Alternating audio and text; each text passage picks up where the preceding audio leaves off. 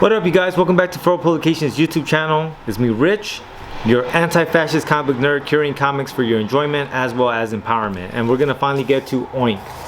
This is a comic book that I genuinely like. I think John Mueller did an amazing job. The story is very concise and the art is painted. Took his time. We'll look at the sketchbook once we're done with the book.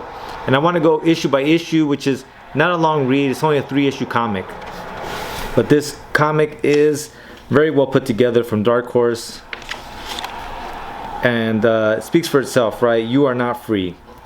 Some of the themes that are kind of covered on this is like tools and methods of oppression, and then when someone does rebel, what does that look like, and what is the aftermath when they don't win?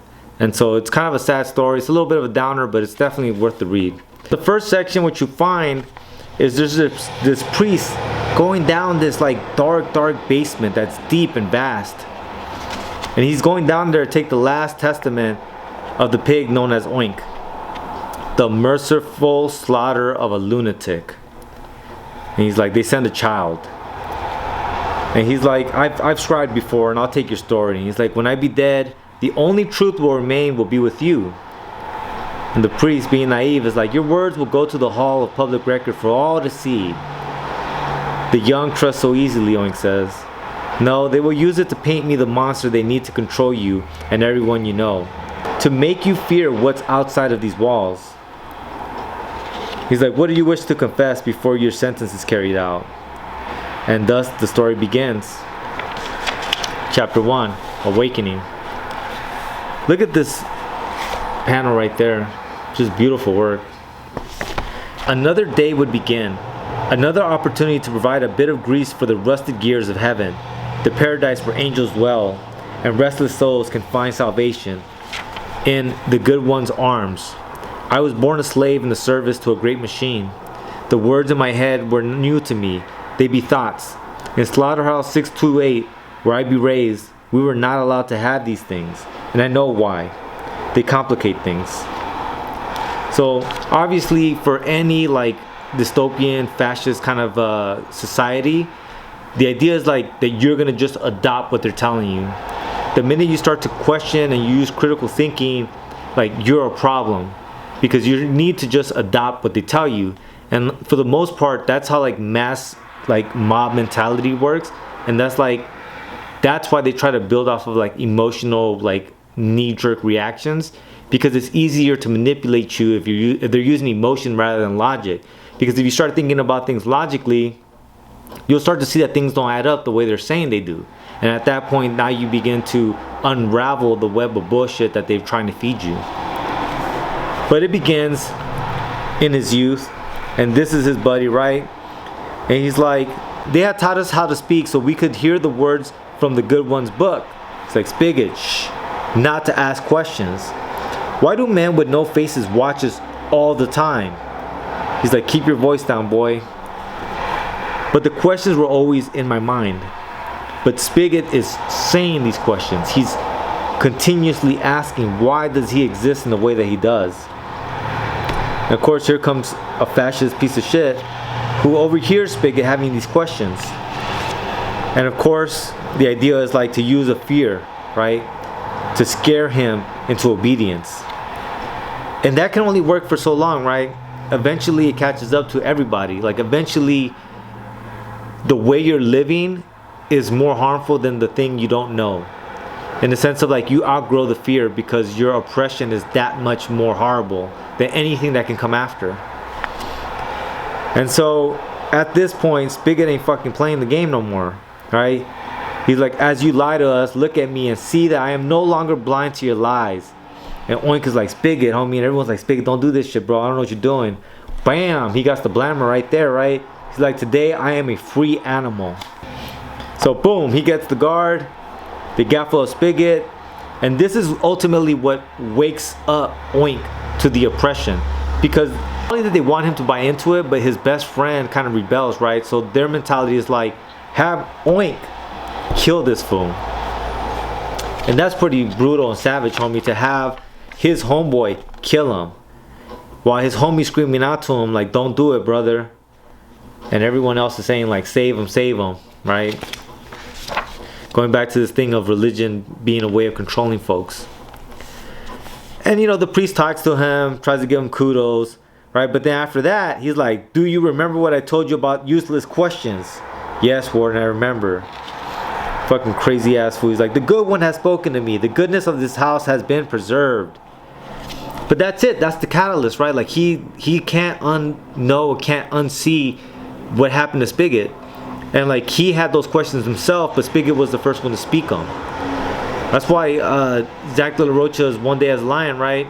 It's like the true will be the first casualties. And in that instance, Spigot was that true voice. Spigot had the audacity to ask the question. And no matter, even though Spigot didn't do as much as maybe Spigot would have wanted, or Spigot probably just wanted to be free, but nonetheless, his actions, as small as they might look, is the catalyst for this whole Oink story, right? And with that, I think for me, I take it to heart, this idea that like every small drop creates a ripple. And that's why we just have to be a continuous drop of like what we want to see in the world. And hopefully that'll have a ripple effect throughout society. And then we can begin to live in the world that we want to live in. So after that, he's like, after that, nothing be the same ever again. They saved Spigot. They killed him. They didn't save him, right? He's like, the questions flooded my mind, but this time I was no boy.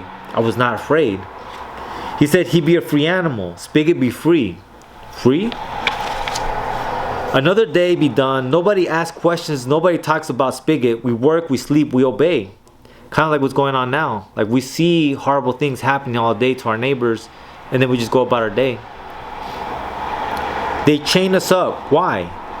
Where do they think we will go to? Heaven? We be not allowed to go there. Why? Heaven, the land of angels and light. And now this is a dream sequence, right? He's like, this be heaven? Welcome, my son. Spigot, are you here? Am I free? Of course, we are all free. You have arrived. Wait, there has been a mistake. Please let me in. I be worthy. No, I be a free animal. Away with you, pale beast. You are not one of us. Not at all. Not worthy.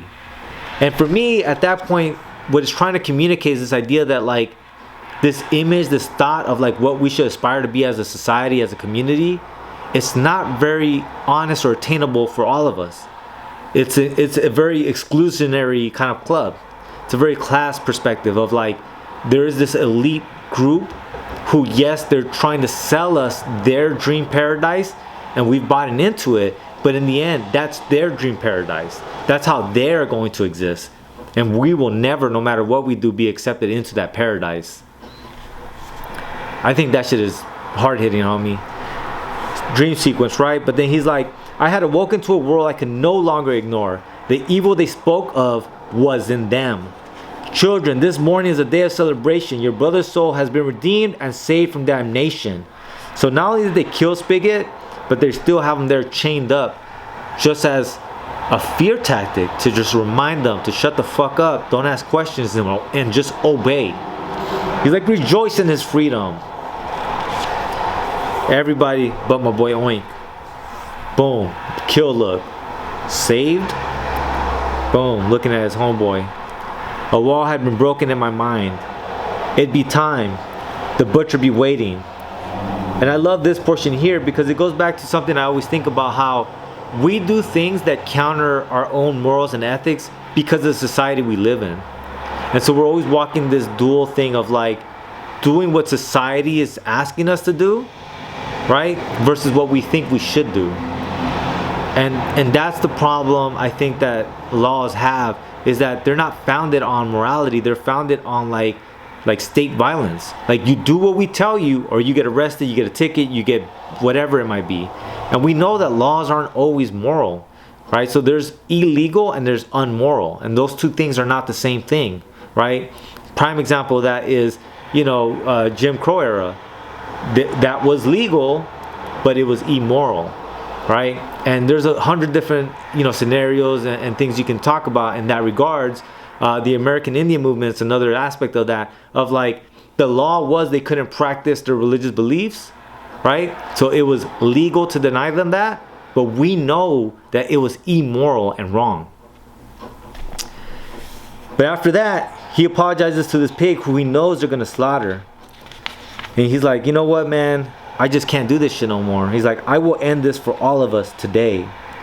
Beyond that wall, I could see was a single terrible truth. I was born to serve as a cog in a machine, a terrible and awful machine. Right? He's taking little homie to his death. Right? Basically another worker just like him. He's just on another caste, right? And that's the whole thing of like, it shows you like this caste system and how it all feeds this sick system that like doesn't serve the smaller ones, doesn't serve them, and probably doesn't serve like the priest that's taking and scribing down this story. He walks in, he's like, bro, you're late, you better have a good reason for that. He tries to give him a reason. That fool's like, shut the fuck up, I don't give a fuck, right?